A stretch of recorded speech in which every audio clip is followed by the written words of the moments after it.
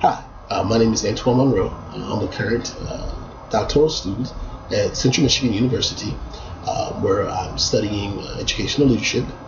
I'm currently in a class called EDL 855, which is Cultural and Climate Change in Educational Setting. And we were charged to create a project where we talked about culture and change in an organization and how we can see it, we can focus on it, what needs to be done, what needs to be changed, all of that jazz. So the project was broken into 5 parts where I had to create a case, I had to do a literature review, I also had to do a culture audit, I had to do an explanation of the change model, and I had to do a proposal for implementing the change. First and foremost, I have to tell you some background knowledge about where I currently am employed. I won't say the name, but I will say it's an alternative school for young men and young ladies. It is a place where it's a very rural setting, and we currently have about 400 students a year, and we get them from different localities, different divisions, and we help them with some of their issues, albeit anger, emotional, physical, even drug addiction. But we help them get back to the point where they are able to go back to a public school and do well. And in that, we have to approach it from many different angles. And we have to do the whole child, the whole focus. I also had to do a review of literature where I read a lot about the area that I want to focus on, which is actually trust in educational leadership. And I'll speak to that in a minute. I had to do a cultural audit or analysis, and I had to give a breakdown of different change models and what I expected and what I could do and what I see, what I don't see, all of that. And also had to come up with the plan for the future. If I was to create a plan to help the organization move forward, what would I do? How would I do it? So let's start off with the lit review. Now, I want to say that everybody understands the importance of trust. The importance of trust is vital to the success of any organization. And the lack of trust is basically the death of any organization. So how do we determine the barometer of how important that is to the organization? Because we all know how important it is. When I was doing a lot of my research, I wanted to focus more on the breakdown of why trust is important to an organization. And Walker says that the lack of trust not only creates a condition for an unpleasant and uncomfortable working environment, it also undermines overall effectiveness and efficiency to the organization. And to me, what that means is trust is the backbone of any organization. And educational organizations are key to the lifeline of our own society. And it also teaches trust to students and to teachers every day. As an educational leader myself, I know the importance of how trust can make or break any organization. And if teachers don't trust what the educational leaders are saying, albeit school-wide or division-wide, there's nothing that's going to be done that's going to be real positive in the sense of morale, in the sense of worth, and understanding the culture or the climate of that school. And speaking of climate, the educational climate of any organization is set by the leader. So if there's a climate of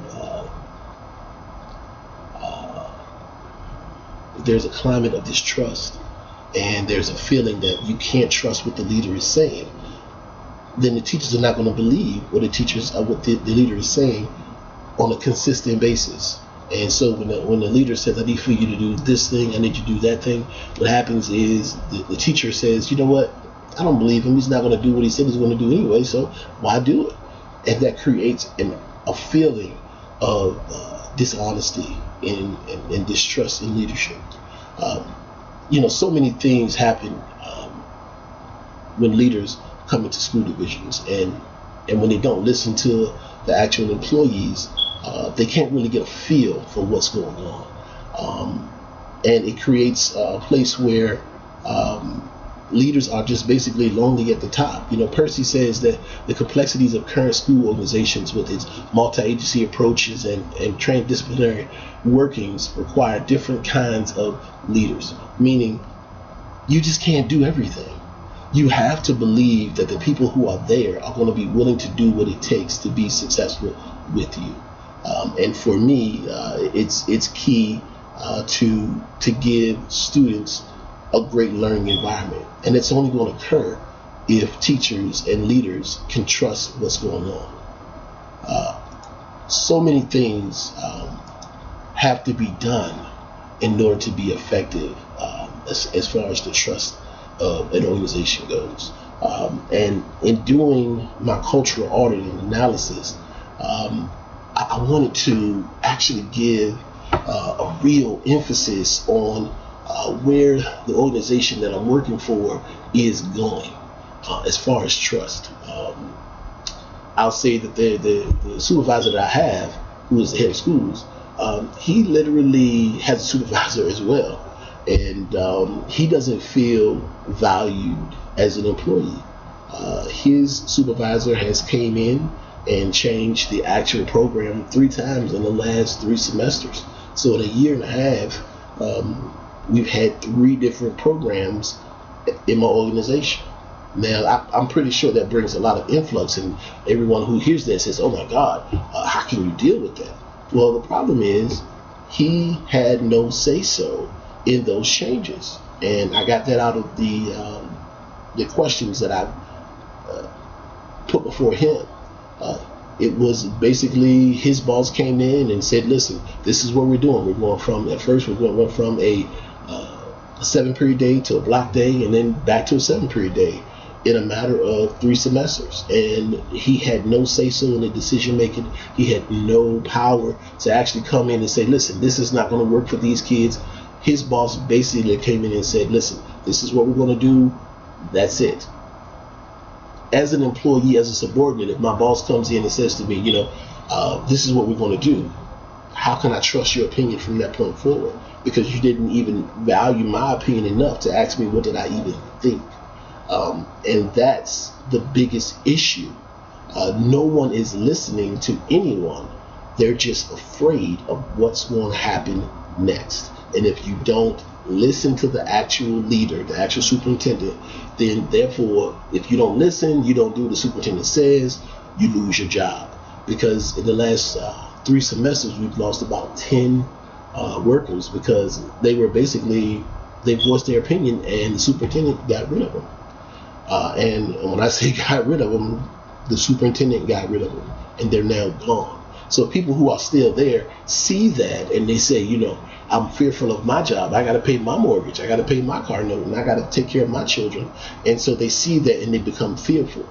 And some people see fear as respect, and that's not the case where I am. They're afraid to speak up because they don't want to lose their jobs. But at the same time, that doesn't create a healthy atmosphere. Also, I questioned the guidance counselor. I also questioned about 4 teachers, and about 2 of them actually gave their real answers because they didn't know if I was working for the superintendent or not. So I didn't get that real quality answer because of fear. So for me,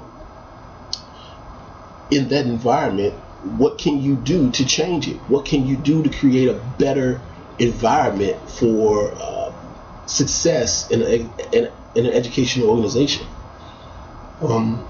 What I came up with is the idea of openness, being truthful and being open and not afraid to show any kind of angst or any kind of problem when a decision is made by any leader, and not being backlashed or having any kind of retaliatory behavior towards you. It's the only key way to make that level of change. To be honest with you, the only real way that's going to happen is if you get a new leader who's going to be open. The current leader is not open. The current leader has been there now for about 4 years, and in about 4 years, they've had 3 different heads of schools.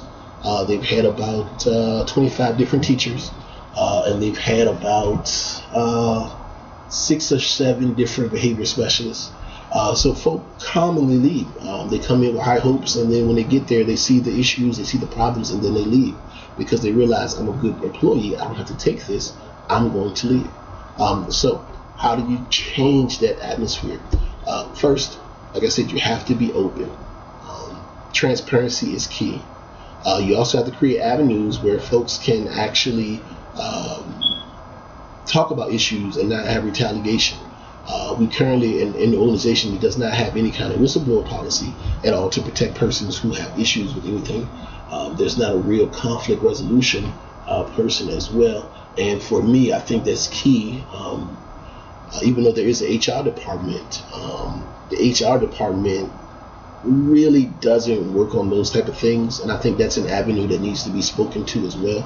I think the HR department needs to have a more advocacy position as far as rights of employees and things like that, and right now that's not what's going on. So from the hindsight of where I am now and seeing different employees already looking for jobs, already asking me for references, I currently have about I want to say about 15 workers that I personally supervise, and about 10 of them have already asked me for references. So, in asking them these questions, it was key that I let them know that it was confidential and they wouldn't come back. So there were a few who didn't believe me, but that's okay. But there were some who were really honest, and one in particular had been there for approximately 17 years, and he saw how well the organization was run about 10 years ago and how effective it was in changing the lives of students. And he said to me that, basically when the new superintendent came, there was a lack of trust in this superintendent because it was all about power with him. And it changed the whole perspective of the culture of the building, but also the climate of the building. And so what I mean by that is it went from a family organization, a family feeling organization, to an organization where everyone was just CYA in everything they did. And so he told me at one time, people would come in on time and leave 2 or 3 hours after the time they were supposed to stay because things needed to be done, and everybody wanted to be there while it was being done. That family atmosphere was huge. And so for me, the theory for change for me has to be transparency. There has to be a level of transparency in order to actually give the employees an opportunity to be successful and to feel valued. There has to be a consistent openness for employees to actually feel welcome. And this will have to be done by, I would say, at least semi-annual surveys to really speak to what the employees feel. Also, it has to be done in a way where the top leaders are not there, and they can have employee-only meetings to really discuss issues, and then they can actually bring those issues to the top leadership, not as a union, but as just a group of employees that work for the organization that really want to get their feelings across. Also, leadership has to be open to actually giving listening sessions so that they can hear what employees feel about certain decisions and the direction of the organization. It's vital that you feel and you know what your employees are feeling about the direction of the organization, because that's how you actually prevent high turnover rates. For me, if given the opportunity, the first thing I would do is actually create these surveys.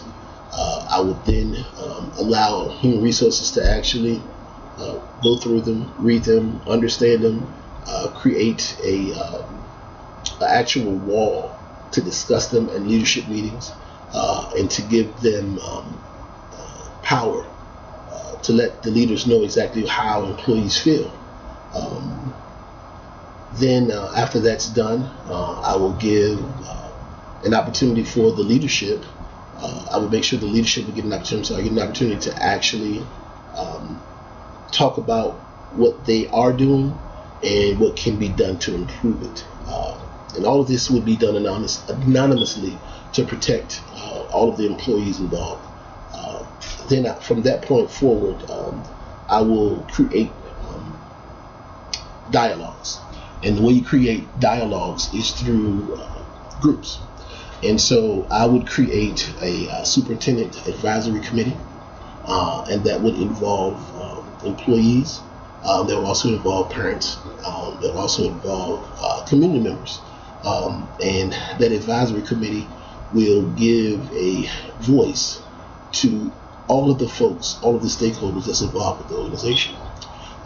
These advisory committees, this advisory committee would give everyone an opportunity to speak their voice and get their voice heard without retaliation, because you can't actually focus on one person when there's an actual group that each person is speaking for. So for me, it will give opportunities for employees, just all the stakeholders, to have a say-so in the direction of the organization. Now, this is a lot for my current organization because they have none of these things, and I'm not speaking ill of them. It's just the honest truth, and it's an environment where there's a ton of backstabbing, there's a ton of crab mentality, just to try to get to the top, and it creates environments where folks just don't do well. And so for me, in doing this, I learned so much about organizational change, about how to make a movement towards analysis, creating an actual plan, and to give everyone an opportunity to be successful. I think that in the end, that's what everyone wants. It's an opportunity to be successful. I will give this plan to my supervisor's boss, superintendent, and hopefully the superintendent will listen to what needs to be done. I will probably be giving it when I have another job, because I will be looking as well, because I just don't feel like this is an environment that's going to be conducive to success for me or the students or any other employee, to be honest with you. And that's my own personal opinion. You know, I'm not supposed to give my personal opinion, and I apologize, but I feel like there's a true level of power that is only being sought where I am. And I think in order to be successful when you're dealing with students, is you cannot have power in your mind. You got to think about what's best for the students. And so direction, also trust, is vital to the success of any organization. I said it in the beginning, and I'll say it in the end. I think that trust is the biggest part of any organizational success. And in order to do well, you must trust your leadership. You must trust in the direction that they're taking the organization, and you must believe that they have the best interest of the students and the staff's best interest at heart whenever they make a decision. So I thank you for your time. I appreciate this, and I look forward to completing my project, and hopefully things will turn out better for my organization. You guys have a great day. Bye-bye.